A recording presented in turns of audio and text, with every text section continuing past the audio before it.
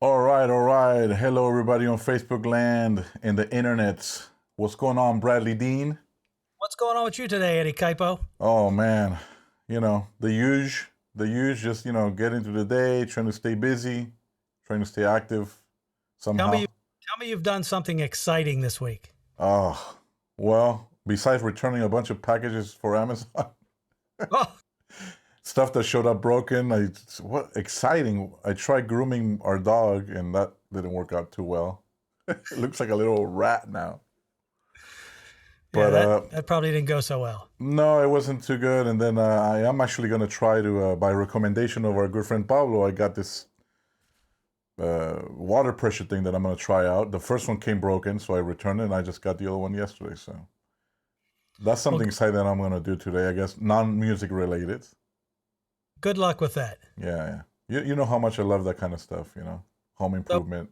so if next week we show up on here and you've got scratches all over your body, we'll know what happened. We'll know it Yes. didn't go so well. Yeah, that's pretty much how it works. You're pretty good at that stuff, though, right? I'm horrible at home improvement stuff. Well, if I read the directions, I'm okay. But a lot of times I tend to go too far, and then I read and something doesn't work right, and then I go back and read the directions and realize that I got to start all over. Or you have like 20 screws left. 20 screws left and it's wobbling off the wall, and I wonder why. When since I was little, anything that is type of like like IKEA or anything like it's like pre-built and you kind of put it together, I always like the challenge of doing it without the instructions, and I only grab it if I get stuck somewhere. But lately, I need instructions for everything, man.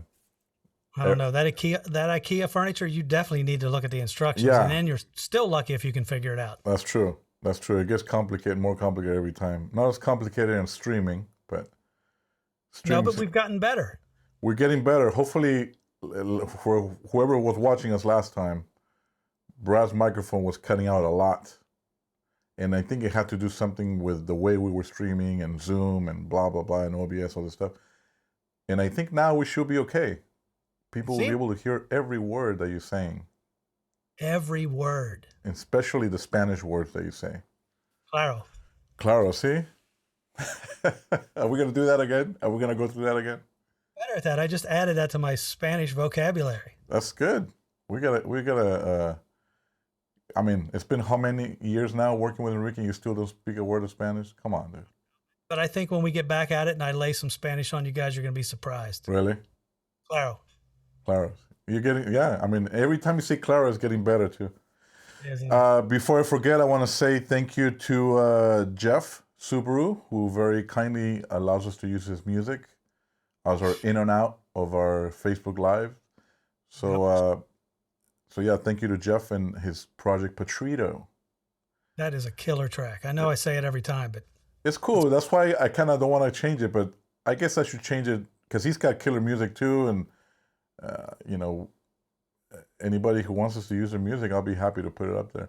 This one in particular, of course, I was privileged to mix it, so that's why I'm showcasing that as well as his music, and it's so cool. It worked really well. I think it's a cool song. it's a very cool song. Let's see who has joined us here. All right. We got Daniel, we got Ashton, Bradley Dean has joined us. Thanks for joining us, Brad. Appreciate it. I always say that. I have to look at the questions, I know, right? Is I there know. any other way that I can join? I don't think so now, but I that's don't cool think. because it ups the numbers. I Look, like my Aunt it. Emily's on here again. We got Jeff there. Hey, who's that guitarist? What a wanker, he says. I'm like, yeah. I hear he's a good tennis player. Uh, Tater's there here with us. Danny Munoz. Oh, he's watching us live. That's so awesome. He's so excited. I'm excited that you're here too. Same with Tater and everybody that's watching us. This is so cool. We got more people than before. Hopefully, we won't bore you. We have a couple things we want to talk about that we've been asked this particular question a few times, and how do we deal with this? And anybody watching, please, if they have comments, one thing I wanted to run by you, Brad, is your preparation offline. We all know that if we have the console in front of us, we can literally just sit there and start programming the whole thing. but some I guess most consoles nowadays give you the opportunity to do things offline. So how do you handle it? What do you do? Where do you start? Do you have a template, or do you just start from zero depending on the artist?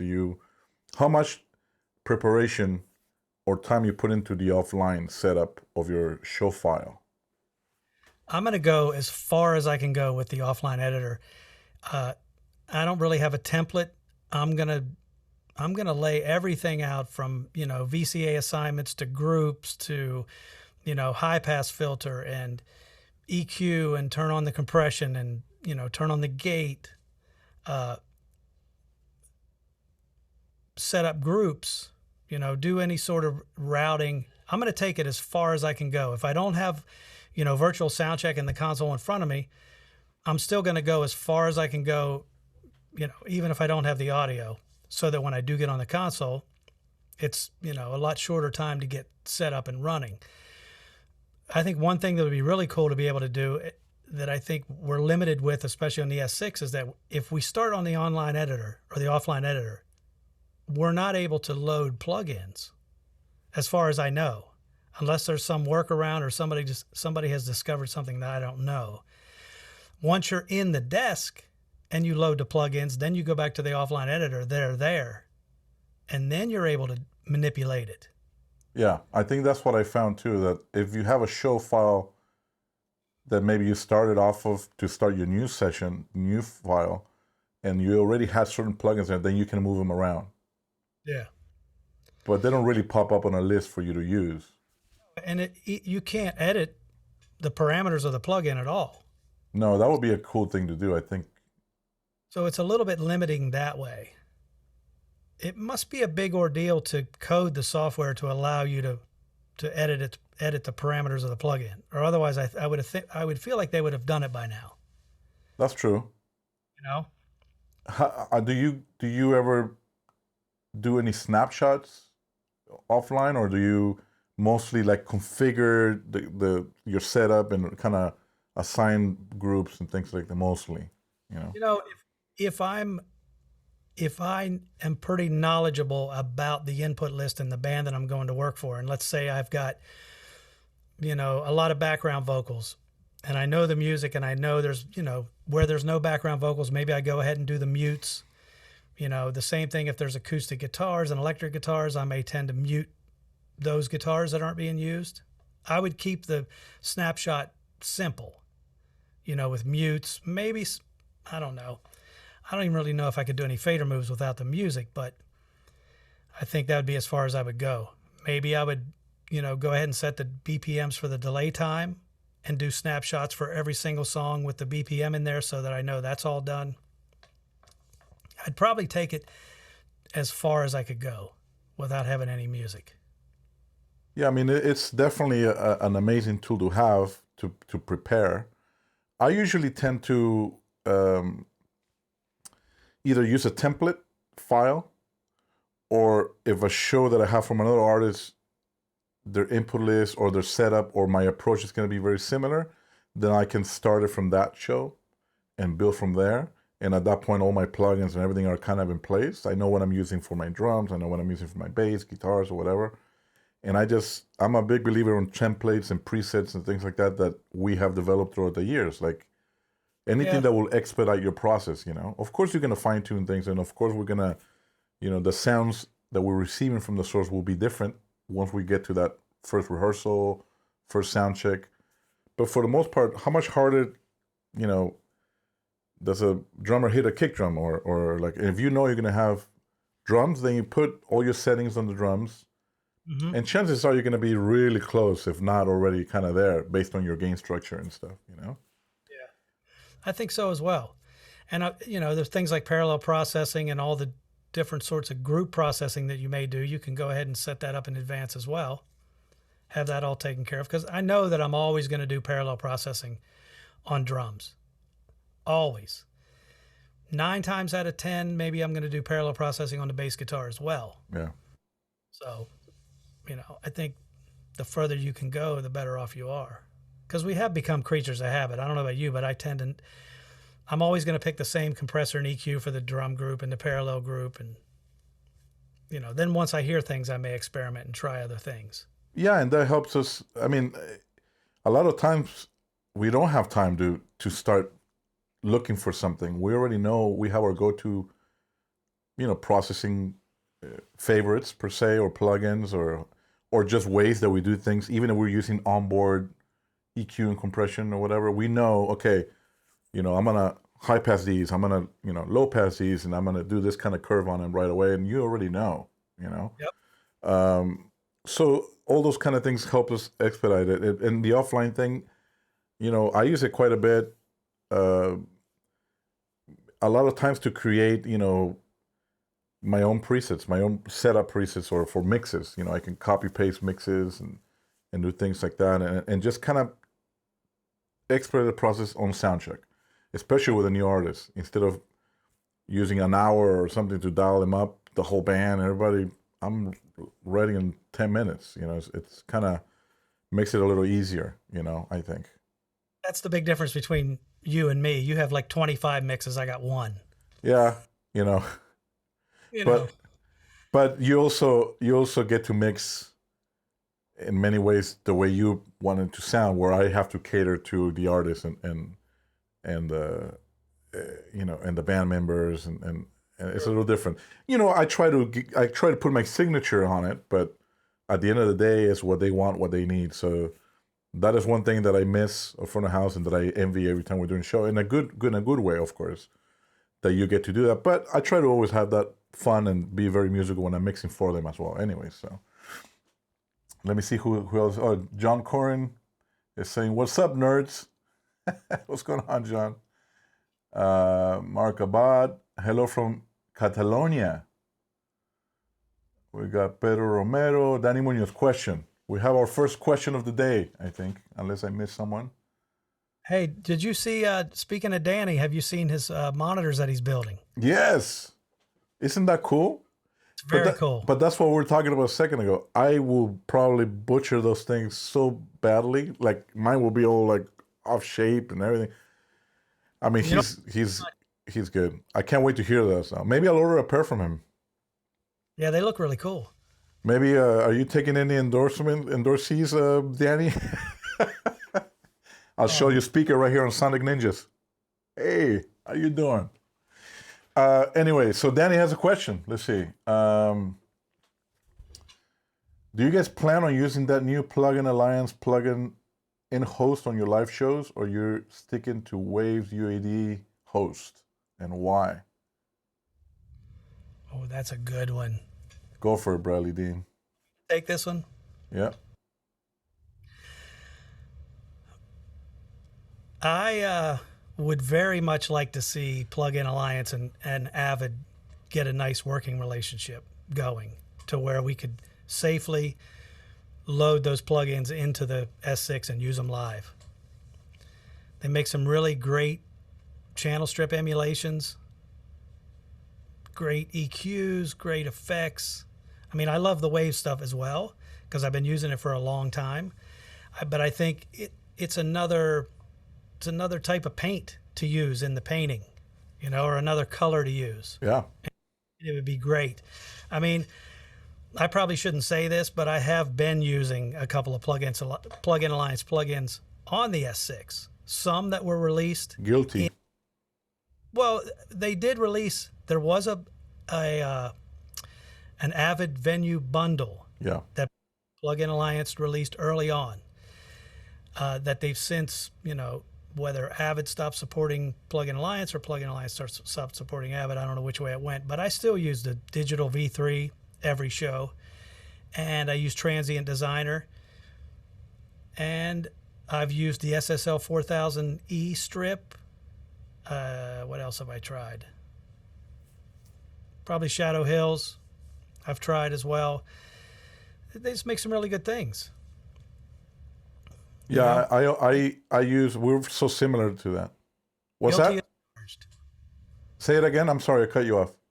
Guilty as charged. Yeah. We're so similar that way. On my master buses going to in-ears, I also have a digital V3. And then I also use on some inputs, I use Transient Designer. I mean, they make great stuff, and I have tried Shadow Hills or the, Vertigo and all this great stuff that they make, and they make so much cool stuff. And of course, in the studio, we use them all the time. I wish, like you said, that they would work that out. We do use Waves and we do use UAD, but Yep. Something that we were talking about yesterday actually was how cool would it be if another company, because I understand each company may perhaps they don't want to change their software, the coding to adapt to all these consoles or whatever, but if there was a third party company that will somehow take that heavy lifting from everybody else, and they will translate the coding or however that works, where any plugin could be used through their platform on any console. Like, Yeah, I'm sorry. no, go ahead. Go ahead. All plugin manufacturers basically make an AAX coded plugin for Pro Tools. So why not come up with some sort of DSP box that would handle the AAX format, and you could connect it via MADI or Ethernet or whatever the connection might be Yeah. to the S6.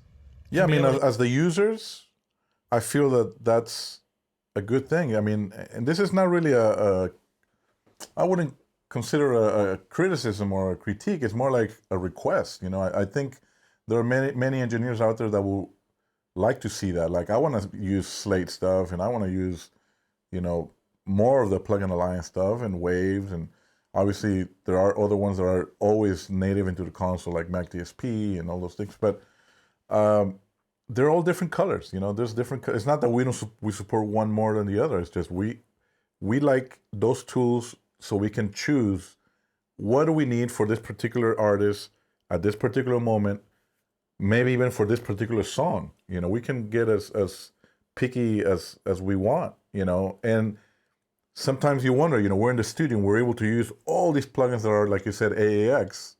I was just going to say that. And then we're like, okay, well, we just created this really cool preset, or I love the way it sounds on these vocals or whatever. Let me bring it in, and you can't. So I think we're to a point that it needs to happen. I don't know how, because I don't do coding, I don't do any of that stuff. So I think it would be really cool if we were able to merge those worlds completely. Where we can bring any of our plugins that we normally would use and use them live, with no restrictions or no compatibility issues. I mean, I have an HTX card here. I would assume they're the same as the one we use in the console, and it should just work. Right. Yeah, like you said, we get into Pro Tools, and you can load any plugin in that you so desire to use. Why shouldn't we be able to do it on the S6? That's true too. That's my question. Go ahead.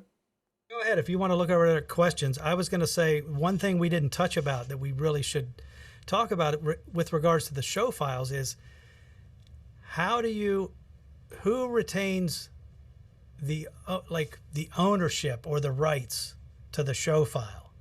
Like, let's say you've worked with a band for 5 years and you've created your show file, and somebody's coming in and they want to keep your show file.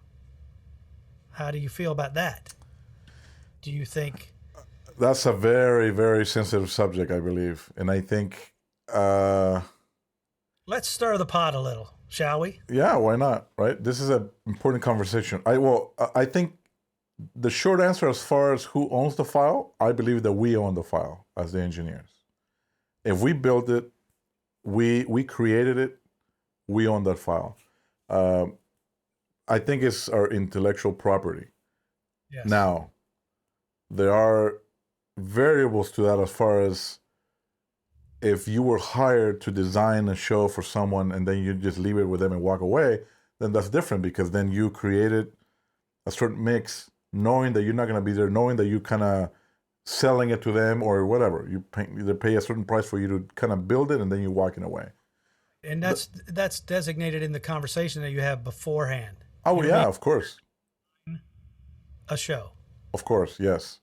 But there are situations where, managers, whether it's production managers or tour managers, whoever, or managers, sometimes they think that they just own it and then they're supposed to use it, and or they even, you know, they try to get it off your console, or they try to find ways to, you know, steal it, for lack of a better word.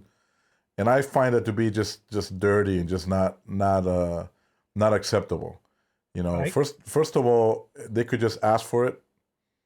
But at the end of the day, that's our work. It took us years of experiences and working with all these different artists to create, like I was talking about earlier, presets and templates, and, you know, and to be able to do things that quickly. I think it will be incredibly unfair that I put all that work into it. I go work for an artist, you know, let's just say for a few months or whatever, and then I have to go somewhere else, or they let me go for some reason, and then they go, but they want to keep my file, so the next guy could come in and use my stuff. Meanwhile, maybe they will tell me, "Oh, we don't like what you're doing, but leave us your file." Right. And then this person comes in and goes, "Oh, it sounds really good." I was like, "Well, they're using my file." Like, it's unfair, that, as well as I never like to use anybody's file. Never, and I haven't. You know, some people have tried. They say, "Oh, you come in, you have to use this file." If it's if that person is no longer coming back and I'm being hired to do the job, then I just simply will not use someone else's file. You know, because either I'm gonna succeed by my own merit, or I'm gonna fail by my own, you know, guilt, or my own fault, I should say. So I don't want to succeed because of someone else's hard work, and I don't want to fail because of it either. So I think it's important to you know, I don't know, emphasize that it's important that we use our stuff. And if I'm subbing for someone, which is rare, uh, you know, and they say, you know, here's my show file. If you don't mind, please use this. Keep the artist happy, make it quicker. Like, of course, that's different, because I'm stepping into someone's shoes temporarily, you know, like for a day or a week. But I know that it's not my gig. I need to come in and just be, you know, I don't need to change anything. But if that person wasn't around and they were let go, or they left, and they're hiring me because of my reputation or my knowledge or whatever, then I'm gonna give them what I do, you know. Yep. And I think that's ours. It's our. I think we own that. Wouldn't you agree? Yeah, I agree totally. 100%. Feel the same way. You know, I think it's a sort of a sensitive subject for many, um, and I think someone was asking something about that, maybe, or maybe not. But um, so yeah, I mean, that's, I know it's come up many times, you know. But if it's an artist, for instance, that you spend so many years, and you're part of the family, and all of a sudden you finally move on, and you don't want to leave them stranded, you know. Exactly. So I think you have to also play it by, you know, you have to keep all those things in mind. If it's someone that, you know, has always treated you good, and they take care of you, and you never have any beef, and you help them as much as you can, like, you Yeah. know. I think each circumstance, you know, each situation would be a little bit different, and you would treat it as such. Yes. And the thing is, yes, each situation will be different. You apply whatever you feel appropriate for that situation. But the reality with for me, the bulk of it is that is our property. That is our intellectual property. I don't know if there's any laws that specifically protect that, or if there is, you know, we will need to figure out how to make it be legal for us to protect it, find a way to do that. But Yeah. The file was created with your knowledge and talent. yeah, What created that file? You didn't just go, you know, buy it somewhere for $59 for the 1-year subscription plan. yeah, You created it. You know, through years of experience and hard work and learning how to mix, and, you know, it's a result of your own hard work and dedication, as far as I can say. yeah. And obviously, we didn't invent sound or EQs or compression. None of that is our invention. But it's the same as a writer. You know, a writer didn't invent words, but the one thing they did create is the way they combine them, the way they put them together. That's what creates a good book, Yeah, you know, exactly. and that's their property, you know. The way they combine those words is what makes them, you know, who they are and how they do it. So I think it's important to emphasize that it is ours, you know, unless otherwise stipulated on a contract, or you know, if I'm ill and I need someone to cover for me, of course, you know, here's my file, just go make sure my artist is great. You know, I have people that they say, oh, you know, here's my file, or a management says, you know, hey, here, we're gonna give you a file, and the file has nothing in it, or it's booby trapped too sometimes. Not by them, but by the previous engineer sometimes, where the stuff is booby trapped with stuff that, because they don't want to give it away, and their way of rebelling against it is booby trapping. I'd rather not booby trap. I don't want to get anybody in trouble, but I'd rather say, you know what, I'm not comfortable giving away my file. Right. I'm not comfortable. That's mine, and I don't feel that I could just give it away. You know. So yeah, I mean that's a good, very good question. Um, Let me see who else is. There's some questions here. Oh, David Ambrosio's on here. And we got some viewers. I like it. There's some good questions. I think Danny was asking also, to go back to what Danny was asking about the plugin alliance thing. He goes, Eddie, it says, Eddie, does plugin alliance through their host will do any audio unit plugin? I'm not sure if I understand that. Let's plugin alliance though. Let's plugin alliance though. Their host will do it. Any audio units plugin. Yeah, I mean they have that platform where you can run any of their plugins, right? And any other plugins that are audio units, correct? I'm not too certain about that, but I think that's what he's referring to. But I don't know if we were able to do that on our live consoles. But I know there's also a third party company that, who do we see doing that had Slate plugins running through, but the latency was a little steep. I think it was one of our gigs in Russia. Yeah, and it was like an app that you add to, and you use your laptop, and you basically have insert points, and you can run basically any plugin at this point. I think it was called AudioStrom. Is that what it was? Oh yeah. Yeah, but I think it added too much latency. I mean, you can get away with maybe reverbs and delays, but let's see. So Jeff Subaru has a question. I have a friend that says he can make Logic stock plugins sound as good as Waves. His name was like... I read that already. Oh my God. And I started reading it too. Yeah. Or Grady. That's it. Jeff's song has to go. We can't play. Okay, Jeff, you just lost. We're not playing your song anymore. But you know what? It's funny he says that, because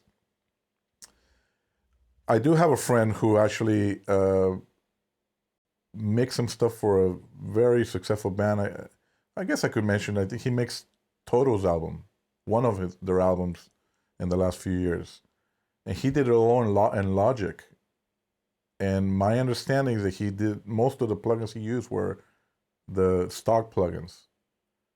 A little bit of Waves, I think, and some Toontrack. You know, and it sounds great. I mean, I literally call him and say, dude, this sounds great. What did you use? I'm like, oh, I just mixed it in the box, and I just use mostly the stock plugins. I'm like, what? And see, I would think that I totally get that could be done based on how great the original tracks sound. Like, how much do I really have to do to the tracks that were given me? That also comes into play, yes. I mean, sometimes you get amazing tracks and you're like, wow, it sounds great like it is. I'll just put a little air in it and we're good to go, or whatever it may be. Yeah. Sometimes you get a track and you're like, okay, I'm going into surgery today. Let's see what I can do with this. I get a few of those. Yeah, all of a sudden we're doctors. Well, that's very true. You know, it depends on what the source is, right? And that goes for live or studio. If the source is really good, then you're not gonna have to fix things. You're just gonna, process things the way they sound good musically. the thing is, I think it always goes back to what we always say. It's about the music, and if you don't have those high end plugins or processing or whatever, you make do with what you have. It might take you longer to achieve a certain sound, or you might have to run it twice, Yep. whatever. But you can make great things with what's there. I mean, I think we get caught up sometimes on like we gotta have the latest of the greatest, or we gotta have, all these plugins, or a dog plugin, a dog gate plugin. Is that your dog in the background? That's my dog gone crazy. What's the name? Betty? Betty. Betty. Anyway, Betty. so yeah, we get caught up on trying to have the latest and greatest, and at the end of the day, what's the name? Betty? Oh, Sorry. you're repeating me now. Yeah. There, it has to. We can do anything we want with the tools that we're given. So if you don't have all the high end stuff or all the bundles of plugins and this and that, all the brand names, use the stock stuff. If you get creative, you can get it done right. It could sound really good, I always say, I'm going to turn the knob until I like the way it sounds, regardless of what it is that I'm working on or working with. If you're given a set of stock plugins or a Behringer console or whatever, a Mackie or whatever it might be, you're going to turn that knob until it sounds good, and then you stop and you move on. Yeah. know? So here's a question from James Hopkins. What if the artists want to continue to use the file you have created? I guess for either one of us, I guess if you want to take that one. I think it would depend on the circumstances. Am I leaving to go somewhere else, and I want the relationship to remain, intact and on good standing? Am I being let go and they want my show file?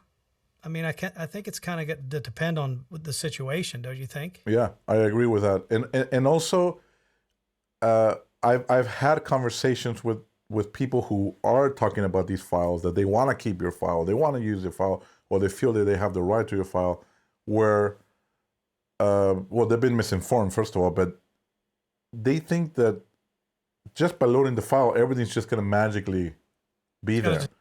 And there's more to that, At the end of the day, we are mixers, and we are mixing things. So the file gets you to a certain point, and then the rest we're doing manually. Yeah. The file doesn't get you my ears. It gets you a physical thing to work with. Correct. And that's, I can't stress that enough, that the file is not going to just save you from a show, and just not, it might save you time from starting from scratch, but it's saving the new guy the time that we put in, years to be able to do that for us, anyway, it is a sensitive subject, and I think it could also go long talking about that, and everybody has a different opinion. Some people think that the artist does own the file, which I disagree, and I've seen that happen, where people, no, this file is owned by the artist, or if you even make presets on the guitar, those presets are owned by the artist. No, bullshit, they're not, I don't, not at all. Let's see, who else? Mauricio is here again. What's going on, Mauricio? ¿Cómo estás? Daniel Krylov. Eddie said it is an intellectual property.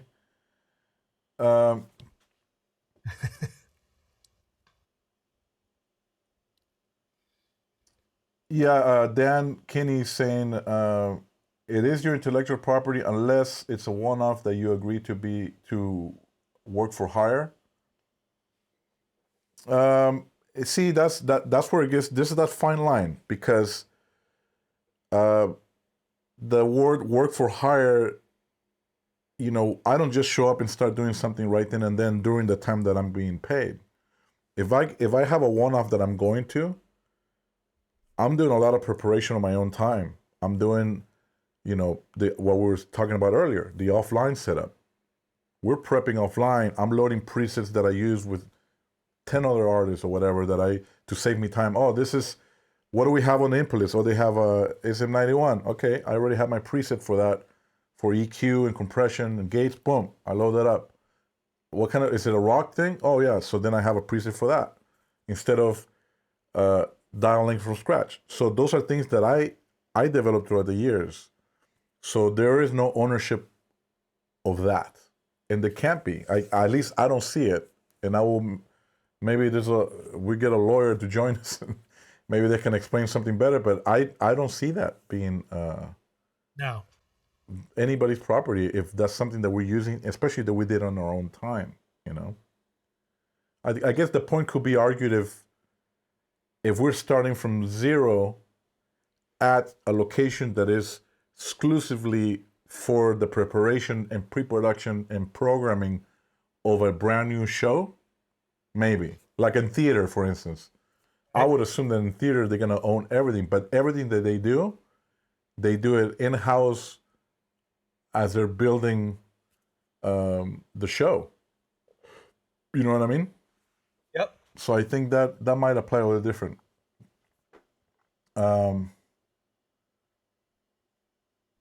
Marisa says that you speak Spanish, but you just pretend not to. What do you answer to that? What's that? Mauricio? Yeah. He says, amazing chat. Brad speaks Spanish, but he pretends not to. No habla español. Claro. Armando, what's going on? Spagoo is on too. Spagoo. What's up, Spagoo? How you doing, buddy? Bruce Dans is on here. Yep. Man, we got some people. I love it. Mauricio made a comment also. He says, it is your intellectual property, but even if they use your show file, they don't have your taste, which is kind of what you said as well. It's true. They don't. Yeah, but for me, it's the principle. Brad, everything in my life, everything has to be around principle. And if someone is trying to take your file, like I said, I've been in a situation where I have to erase the file from a console because someone's trying to grab it. And that's just unacceptable to me. That's just unethical, I think it's important to respect that, to respect those boundaries too, Uh-huh. Especially especially after you've been asked and you say, you know what, I'm not comfortable with that, so no, I'm not giving away my file, and then they keep trying to grab it somehow. Life Professor, I think is what he said. Danny was saying that app was called. Okay. Mauricio, I'm still waiting for a recipe for mole. Mole, not mole. What? Come on, man. You should know that by now. Mole. Mole. My Spanish is not that good. No bueno. Marisa makes some great comments here too. Very, very nice of him too. Yes, we lose focus on the tools and forget what is the most important, the song, right? He also says, if I use your show file, I would never, ever, ever sound like the Sonic Ninjas. Thank you for that, Marisa, and you're helping us prove our point in a way. Pablo Valoy. Pablo. You see what's in the background, Pablo? The gold I guess top. he does. Thank you, James. Great question. What's going on, Charlie? Sorry, I'm just taking a minute here to make sure we acknowledge everybody who takes the time to come see us and join us. We got Leonardo, Bruce, the dynamic duo, says Leonardo. Love you, buddy. Thanks for tuning in. Here, Nick Assunto. Oh. Everyone has his own workflow and creative way of mixing. I personally don't think I can start with someone else's file. As far as ownership, it depends on your agreement. This will be the same as source code. This is why very important to be clear since the beginning and let them know it's your property. I could not agree more. Like that's a great way of putting it as well. And as I mentioned before, at least I don't like using anybody's file. And I had uh, anecdote one time actually when I started with Tears for Fears. Uh, they had someone who did their sound for the tour previous to me, I guess, or maybe he was one or two before or whatever, and production was telling me, hey, we would like for you to use this file, and I'm like, well, send it to me, and I'd like to see it, and I was being open because obviously I wanted to work with him or whatever, and I checked it out, and I was like, you know what, it's not, it's not bad, but this is nowhere near something that I will do. Like, this is not the way I approach. Like he was saying, like Nick was saying, it's not the workflow that I have. And I could just tell by the file that it's not the type of sound that I would want to give him. Like I said, there is no right or wrong. It's just a different approach. And I kind of was, at the risk of losing the gig, kept putting my foot down that no, I was going to do my own thing. And literally leading up to 30 minutes before the band showed up to rehearse, that was being pushed on me. Like, you have that file loaded, right? And I was like, no, I already built my own. I'm all set. And maybe I was being stubborn, but I was like I said before, if I'm gonna fail, I'm gonna fail by my own on my own terms, And Yeah, same and you if don't I'm know that show file. So if somebody asks you a question about something, you're searching for things, you've already missed it. yeah, and then you can also see, like I said, you can also see that an approach is nothing that I will do. It's completely different. So I was like, and then anyway, I at that risk of losing my gig, I was like, no. And then band shows up, they do their rehearsal, and they loved it. They were like, oh, this is great, and they were really happy. It was one of the best experiences that I had, and I worked with them for a little while, and it was awesome. And so that proves to me, and that happened in other situations too, where you just you have to stand your ground a little bit and believe in that what you're gonna do is good, and like I said, not necessarily using someone else's file would ever be the answer. Different workflow, just different way of doing things, or if it ended up badly and someone left them a booby trap file or just an empty file, nobody knows. Sometimes they don't know. Yep. It's not the holy grail. My brother joined. What's going on, Juan Manuel? What if you lose the file? How long would it take you to set up, let's say, Enrique's show? Take that, Bradley Dean. If you lost the file, If you lost your file, how long would it take you to set up Enrique's show from scratch? I think I could probably set it up. I'm going to say, I don't know, maybe an hour or two tops if I lost the file, because I've worked with it so much.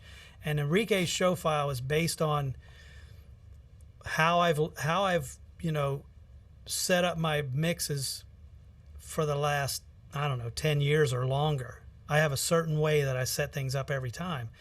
Whether it's when I work with Garbage or the band Him or Enrique, everything was the same. So I would set it up exactly the same as I always do. And yeah, I think maybe 2 hours tops to get it up and running again if I lost a show file. No, that's using virtual soundcheck or going with the band or no soundcheck at all. Like, those are different variables. Those are variables, Okay, so now we're talking no sound check at all. I just threw a curveball at you. I would still set it up in the same amount of time. Again, having mixed the band for so long, I think I could pretty much get everything where it needed to be with no sound check. Yeah. I'd be probably terrified until the intro started, but well, like you said, at least you're running one mix. that's it. Yeah, I'm running one mix, so it's way easier for me. Yeah, not easy that way, but what I would, for me, if I had to start from scratch, it would be a little bit more of an ordeal, I would say. But I will probably keep it a little simpler. Like if it's an emergency situation and I have to start from zero, then I will probably, for the musicians, I'll probably build, one mix and then copy paste it to everybody, and I just make their instrument louder for everybody else, and then move on from them, and then focus on my artists, obviously. if there's no time to fine tune it. But you know, I guess the time that it will take will depend on how detailed we will want to get. Now, I have files all over the place. In fact, with Enrique, I do have files that are saved with our production team. I have files on Dropbox. I have files through my email. I have files on different thumb drives. I have files on my laptop. I have files everywhere. And because a lot of our stuff, like Brad was saying earlier, we're creatures of habit. We don't really change everything every day. We're not changing gains. We're not changing, like it's, so even if we find a file that was from last year, we could probably even start the show without just with a quick line check. Like it wouldn't be that detrimental. But if we had to, just to be more specific to your question, if we had to start from scratch, I don't know, maybe it will take me maybe a little longer, unless I'm forced to dial them up in like 30 minutes or something. You know. Now, would you go to catering before or after starting that?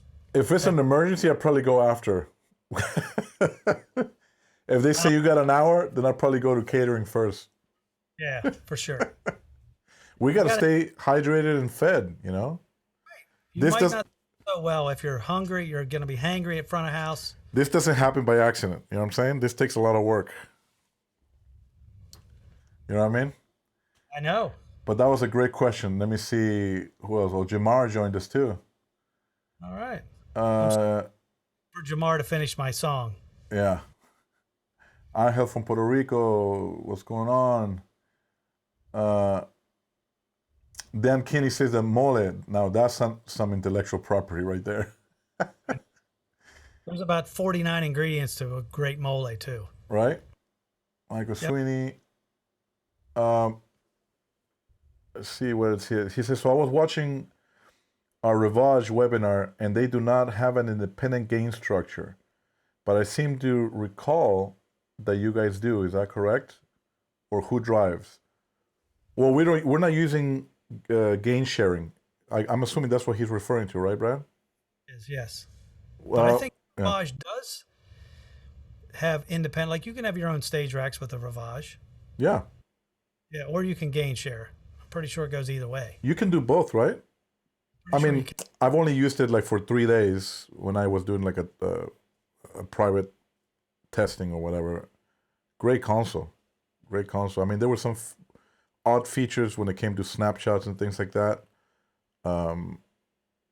Like there's a feature that I use a lot when I'm doing snapshots, which I love about Avid, which is the absolute or relative values to your snapshot or to whatever change you made. That to me is like valuable, you know. And the Rivage didn't have that, but of course it has a bunch of other stuff in the Neve Silk and this and like so many other things that is pretty cool too. It sounded really good. So yeah, as far as to answer Michael, what I recall is that yes, you can do either independent gain or gain sharing on the Rivage, I believe. I know for sure independent stage racks, right? My friend Bob Rinaldi says you can do both. Yeah, there you go. But yeah, as far as us goes, we each have our own stage racks at the moment. We've done the gain sharing thing and it works great. You don't even notice what's happening. That's true. And we were worried at the beginning because was it that time in Sardinia? It was, right? Yep. It wasn't planned that way, but we were already in Sorrento, I believe. And another gig came about like a day and a half later or something. And they were like, okay, so this is in an island. They can get you the consoles, but they're each going to have one stage rack. I'm like, so either we have to consolidate the input list or gain sharing. And we went with gain sharing, so nothing will have to change. We could just keep our setup the same. You know, we're big believers, I think, that we don't want to be changing the structure of the show, because if one day we tell the guys, oh, we're short on channels, the percussions can't have, you know, these drums won't be able to be mic'd up or whatever. We don't do that. We always try to keep it consistent, even in smaller places. We keep the input list the same, and whether we use them in their ears or in the house, then it's up to us at that point. But we try to keep it the same, so there's no weird repatching. So we're not confusing anybody. Everything will remain the same. You know. Yeah. We go out of our way to make sure that things are consistent and the same. Yes. Or it's a one-off or or an arena tour. Yeah, and that's important for the artists. It's important for us, for our crew, right? Yeah, because we carry all the microphones that we use, we know that the gains are never going to change. I mean, unless the amplifier on stage, something changes with the guitar patch. Correct. But then we know that it's the guitar patch and it's not, something we're doing. Yep. But that consistency makes a big difference for everybody. Passive split and carrier microphones, gains pretty much stay the same. So there's a guy here, Rafael Valdez, says, Brad, eres el mejor. What'd he say? He says, you suck. He was an exchange student in my high school in our senior year. Oh, yeah? Yes. Well, he says you're the best, and I agree with him. Thank you, Rafael. I agree with him. Old school, throw and go. Yeah, Mauricio. So everyone, Mauricio says back up your files and send one to your cloud, email, USB, external hard drive. Yes, all of that. Let's see, who's this? Dave says, as far as workflow goes, Brad, do you work from groups and parallel compression, output-wise, subs on an aux? Yes, I always do groups. I always do parallel compression, and I always bus everything to VCAs as well. And depending on the moves that I'm going to make, if it's a a 1 or 2 dB bump, I may go to the VCA. If it's a bigger bump, I'm going to go to the group and ride that because I can drive the group and not hit any additional compression except for what's being put on the master bus. So yes to all of that. And output-wise, I put my subs on a matrix. And that I started doing out of necessity when I worked with Garbage because we did a lot of festivals. Most of the time, I never got to hear the PA. The only thing I got to hear was the band that was on before we were about to perform, which really didn't do me any good as far as, knowing how the PA was set up. So left, right, sub, front fill. My mix was dialed in, so I knew once the intro started, I need more or less sub. It's one fader move. It's not redialing things into the aux, and I'm not a big believer of subs on an aux.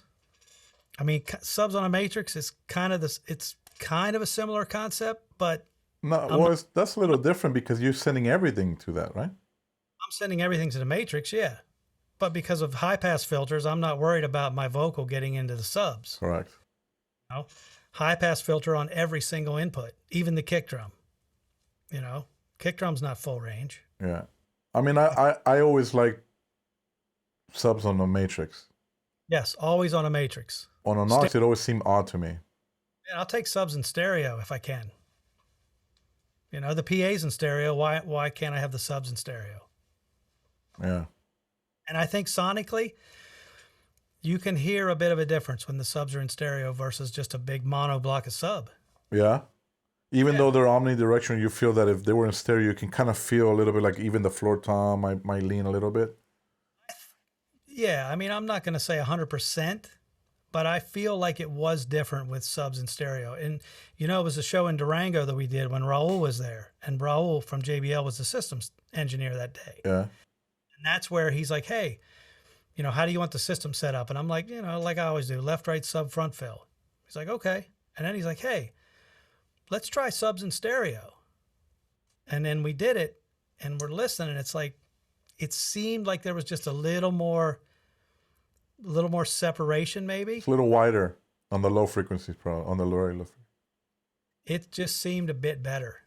You don't always have that luxury, but definitely subs on a matrix every time. I like that too. I agree. Unless I've worked with a systems engineer for the past 10 years and he knows exactly how I'm going to mix, then maybe I can have the PA just, left, right. And I don't need the subs on a separate feed. But I always find that no matter how much I stay at unity with my matrix sends, my matrix outputs, that, there's some point of the show where I may pull the sub back, at some point, because now the audience is in there and something's changed a little bit, so. Well, your sub stuff, when I'm able to go out and listen to it, it's always very clean. Like, it's not like sometimes in concerts there are overwhelming amounts of sub, and when I listen to an album or if I listen to music through a system or in the studio or whatever, that's not how the records were done. They don't have that much low end. Like, they have the low end information, and they're supposed to fit in a certain place in that song, but sometimes you go to a concert and it's all low end, the vocal and anything that is on the full range side sounds tiny in comparison. Mm-hmm. That's not balanced to me. But somehow you always have that philosophy, or your approach is always that, it feels big and punchy, but you hear the whole range. And that's something that I really enjoy when I hear your mixes, that you hear the whole range of things. The top, the middle, everything. I think I can attribute that to spending a lot of time with the mix on near fields and getting the mix dialed in to where, I'm on a set of near fields that I know, and I know how my mix is going to translate from the near fields to the PA. And I'm not going to mix into the near fields with a sub heavy mix. That's not, like you say, it's not how you do it. Yeah. I like all of the PA. I like the sub. I like everything. And of course, we're going to push it a little bit. We're going to enhance that, if we're trying to achieve that album sound or to represent the artist's music, it still has to sound live. So it's always going to have a little extra punch and things here and there, but it doesn't have to be an overwhelming amount, right? I guess that's... The kick drum is not the lead singer. Exactly. There's much more to the PA than low end. Yeah. Oh, wow. Jamie Brock says, it's so refreshing to hear a live video on social media that has good audio. Well, there you go, Eddie. There's It only took us how many tries? It took a few tries. It's so weird because this whole streaming thing has kicked my ass. Like, I know you've been learning also OBS and all stuff to do your masterclass, which is coming up soon, guys. Yes, Brad, I do want to mention that. Go ahead. Brad is going to have a masterclass coming up soon. I'm going to have one coming up soon. One in English, one in Spanish. But Brad, tell us about yours, which I think you kind of may have a date already, maybe? I do have dates, and I want to say, I'm going to have to look at my email real quick. You're not prepared? What kind of operation is this in Southern Ninjas? Hey, the audio sounds good. That's all we care about, yeah. Read your teleprompter. Where's my wife? It's pronounced Wi-Fi. Dates are going to be July 13th and July 15th at 1 p.m. Central Time, so 2 p.m. Eastern Standard. That will be my Fixing to Get Mixing class in 2 parts. It's going to be different than what I do when I'm in a live setting in a room full of people and a PA and near fields and everything and a console. But I'm still going to touch on the same sort of philosophy, my take on how I learn to mix and what's important to me as a mixer. So July 13th and July 15th, 2 p.m. Eastern Standard Time. Fixing to Get Mixing, Part 1 and Part 2. Oh, you speak... I speak too. You didn't know that, did you? I love it. And tell us, and you're going to do a class too now that I've prodded you and told you have to do it. Yeah, I've been, because of this whole streaming thing and the audio issues that come with it, or inconsistency in audio, it's really hard for me to even jump on board and doing it. I guess I could record it and then broadcast it, but I want to do it live because I think it's cool to have the interaction. So I've been procrastinating when it comes to that as far as doing a masterclass. Now, you and I were talking about this a couple of days ago, and you just pushed me and said, just do it. Just go live, do it. If it's perfect, good. If it's not, also good. And let's just do it. So I don't have a date yet, but I might go live in a few days or in a week. And I'm going to possibly just, because I don't have a live console here with me, I'm probably just going to deconstruct a mix and show you guys how I do things in the studio and how I do a hybrid of things in the studio and live, and we can talk a little bit about that as I do it. And just stay tuned, because I'll at some point I will announce the date when I have it. You're going to do it. I'm going to do it because Brad is pushing me to do it also. Right? Exactly. Let's see who else here. Thanks for that comment, by the way, Jamie. Oh, there's a good one. Go On high for pass it. filters. Yeah, I was just about to ask you. You go ahead. I'm going to go kick drum. I will normally always go. But what's the question, though? So people hear it. Oh, let me say it. I'll say it and you answer. So how far can you go with a low pass filter in kicks and bass? Kick drum, I feel like I can always start at 35 hertz. Always as a starting point. Bass guitar. But he's saying low pass. Oh, low pass. I'm sorry. Low pass filter. Low pass, I don't do anything on the kick drum as far as low pass filter goes. Bass guitar, maybe I'll go down to maybe 6K. And that's mostly if it's like noisy or clicky or something, right? Yeah, I mean, I don't know. Maybe kick drum. You know what? I'm gonna take that back on the kick drum. I could probably low pass that down to say 10 or 12K. You know, because I'm probably only going to do a bump around, you know, somewhere between 8 and 10 on the top end of the kick drum, depending on what type of kick drum I'm looking for. You know, I just like a nice punchy kick drum with a nice little bit of top end on it. When you do that bump, do you do it as a shelf or you do it as a bell? I'll do it as a shelf. Yeah. Cool. Now, I'm assuming he said low pass, so I'm assuming that's exactly what he meant, if you use a low pass, right? I misread that. Yeah. But that's what I'm assuming. Yeah. So either way you use it. So. Yeah. I mean, I make use of high and low pass on a lot of things. Oh, yeah. I mean, it cleans up a lot of things before even touching the EQ. Well, we always focus, because the analog consoles didn't really have it a lot. Well, not back in the day. No. So we always focus on the high pass filter.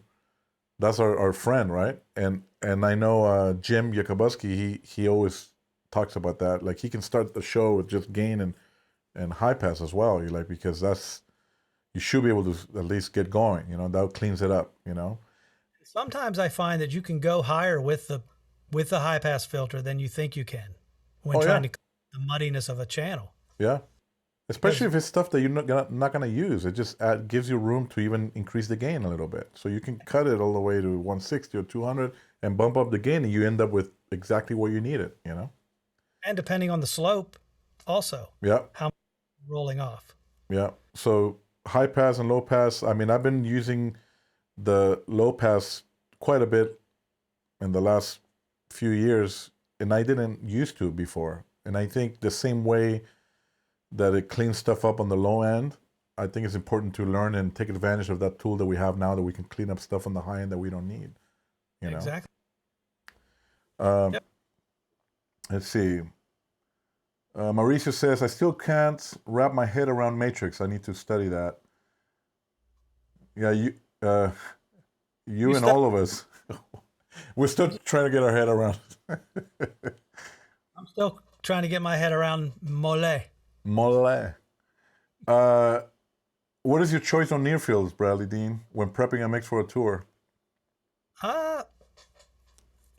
Well, I tend to use the ones that I have here in my studio, which is the JBL 708s, or I have a pair of Adams A8Xs. I like to stick with a near field that's going to give me the full range. I don't want to add a sub into my near fields. Something that gives me, you know, like 35 hertz and up. But I mean, I've dialed my mix in on, you know, Genelec 1031s.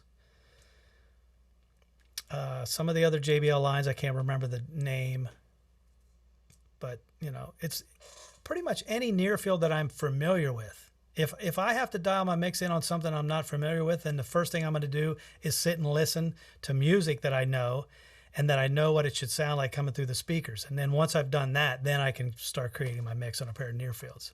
because now I familiarize myself with the sound of the box.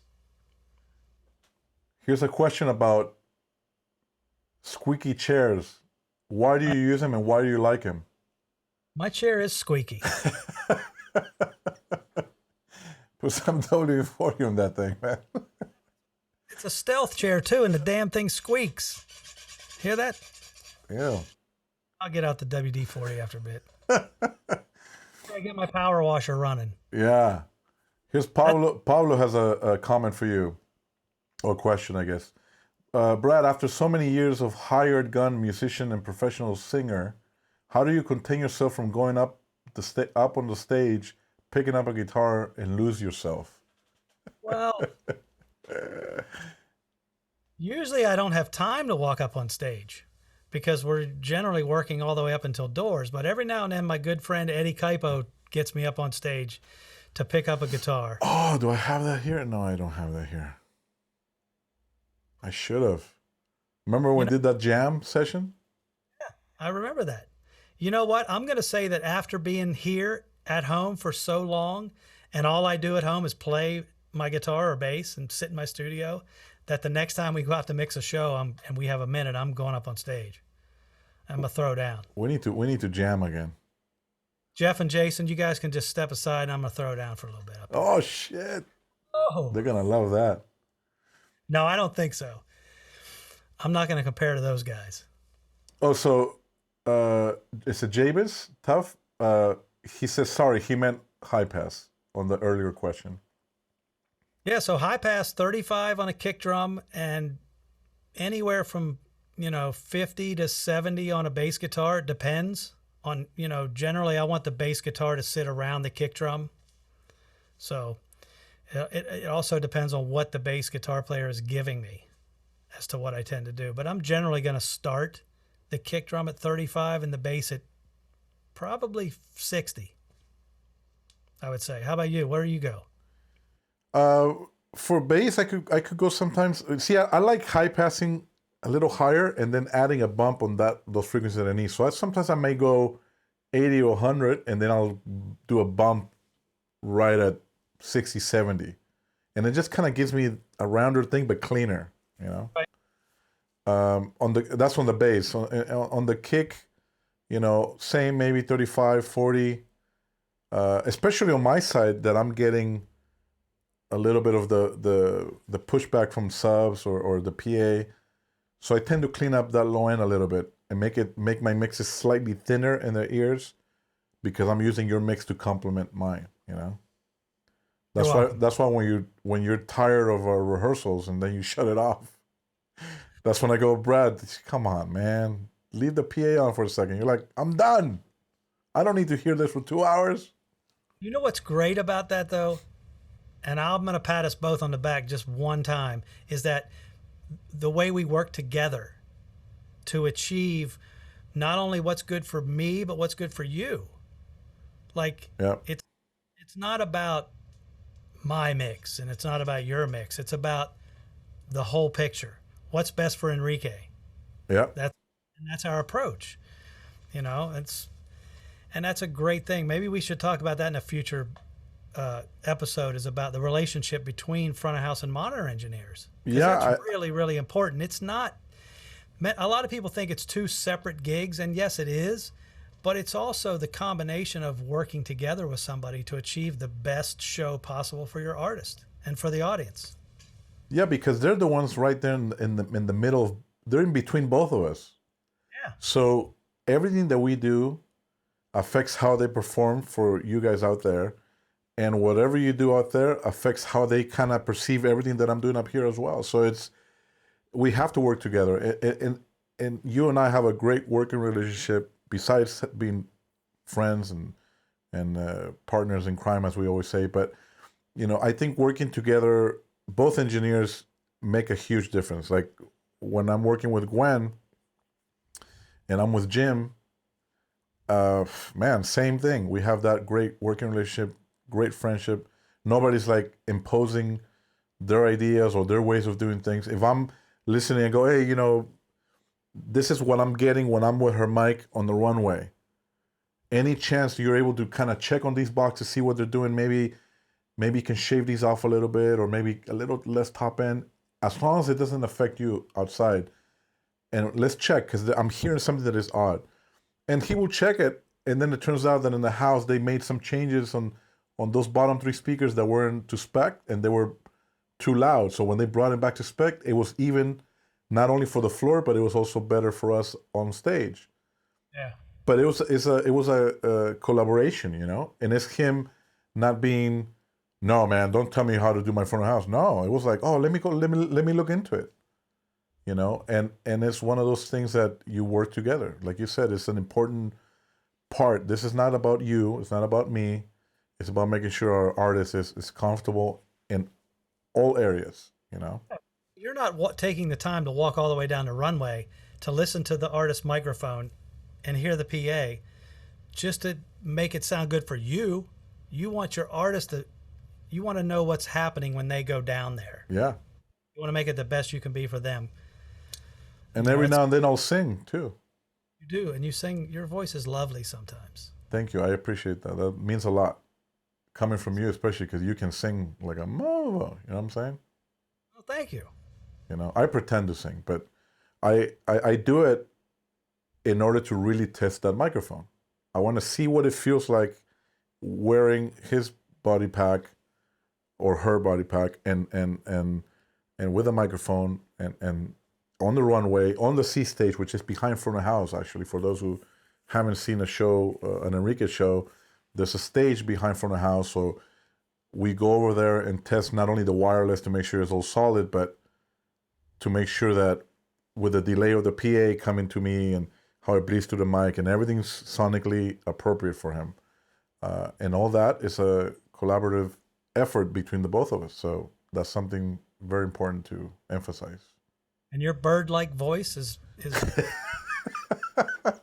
Big Bird. helps, Big Bird like. You know, it helps me determine what the PA is going to do when you're out there. Yeah. Well, let's see if we got any more questions, because we're getting to the. We're getting about there, aren't we? We're about there. It went by quick. Let's see. Oh, you can do both. Yeah, Bob Randall was saying about the gain sharing. You can do it with the CL5 as well. Oh, that was up there. Sorry, I went too far back. John Corin, he's a good friend of mine. He's the monitor engineer for the Jonas Brothers. Great engineer, and I work with him with Icona Pop. He's a great guy. He does front of house, monitors everything. But right now he's monitors for Nick Jonas or the Jonas Brothers. So he asked this question: how do you guys feel about going back to work right now with COVID-19? If you got a call to do a one-off tomorrow, would you do it? Right now, I will say no. Would you say no? I will say no, and I know you think I'm crazy because normally it would be like yes, if the money's right, yes. No, I think I don't think we're quite ready there yet. I mean, we feel ready, of course. We can't wait to go back to work, but I don't know if I don't think we're ready.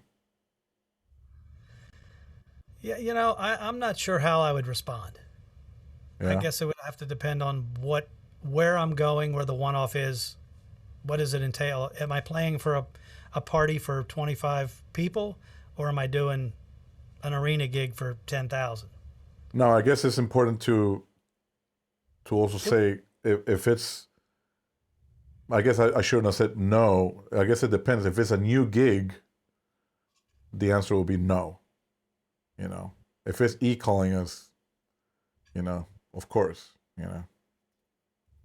I guess that was my answer. But you know, a lot of places are opening up, so it's kind of hard for us to gauge when is the right time. Also, you know. I think by the end, I saw an article that was written by Michael Strickland, he's like the head honcho of Bandit Lighting. I believe that's his name. And he said we're going to know by June 30th whether we're going to go back to work this year or next year.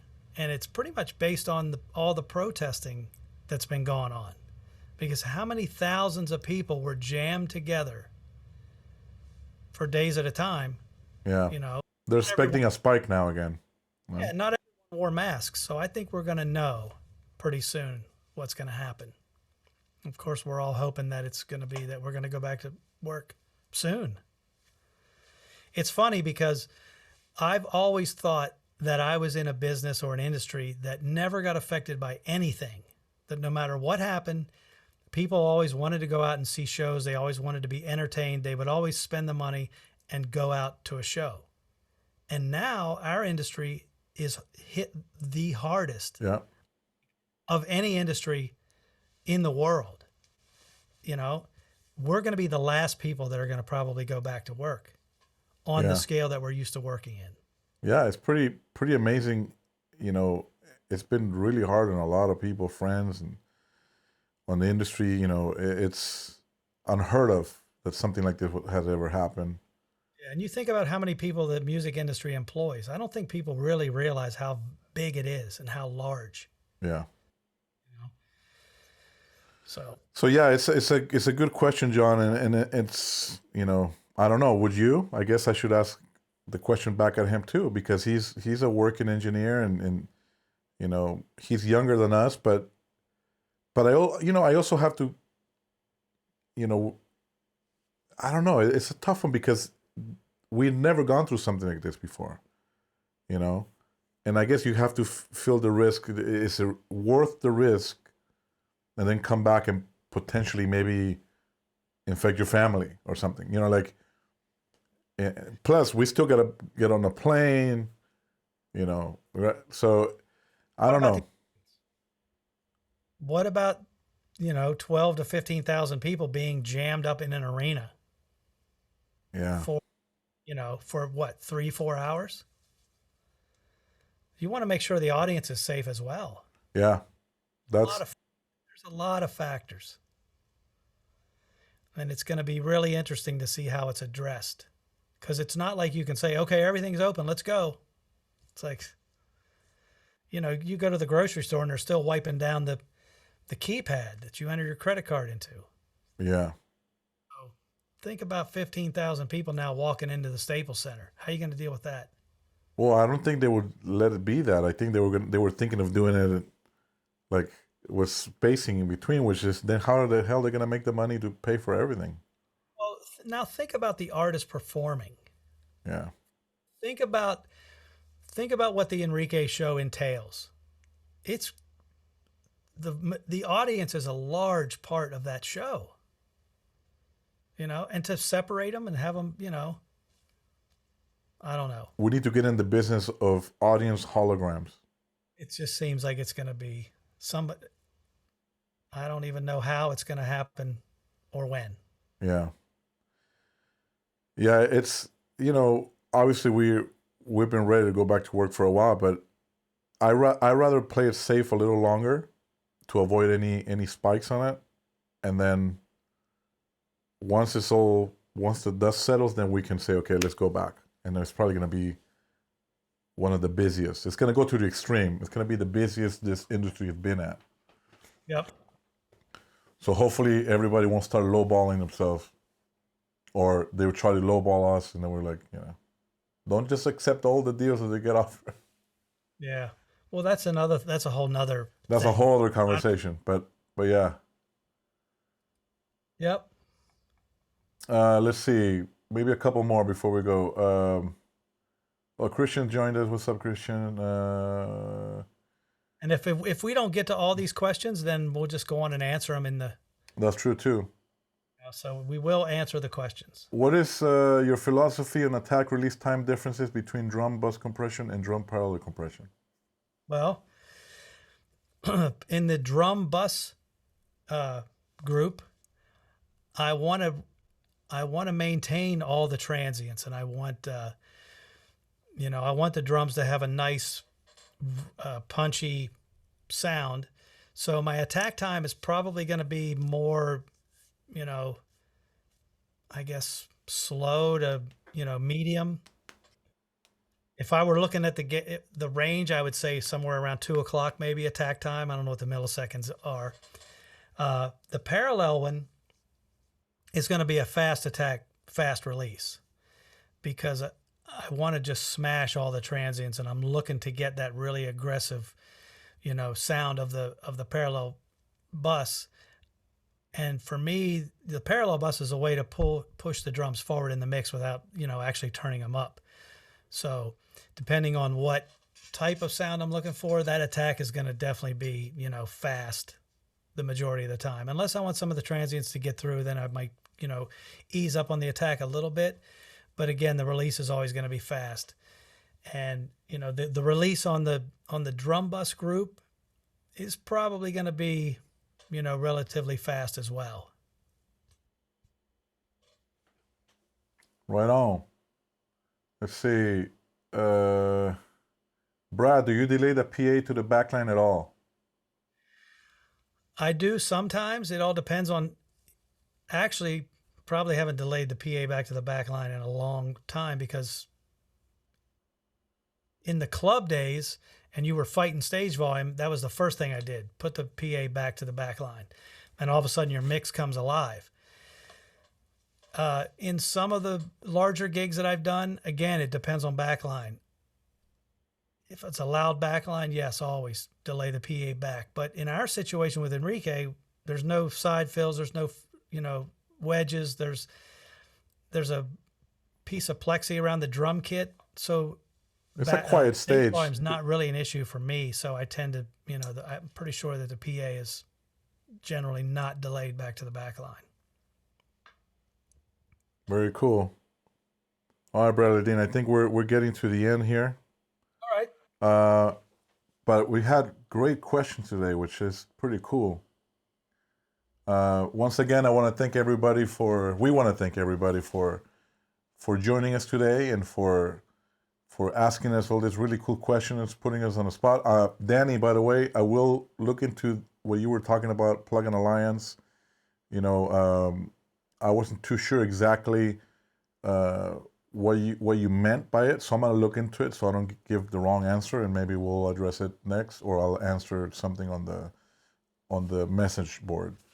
But yes, keep them coming. Please stay in touch. Keep liking our page, share it. For whoever just joined us, maybe you can watch the video and later, no big deal, and then maybe share it. Follow on Instagram. Follow us on Instagram. Follow us on Facebook. Yeah, that's all for today. Episode 5 of Sonic Ninjas. More than just audio. Go ahead, Brad. Just going to say thanks for watching. Thanks for tuning in. Great questions. Keeps the mind young and active with those questions. That's right. Now we need to go make some Pat Grapau. That's right. Maybe next week we'll share our recipe for the Pat Grapau. We should, huh?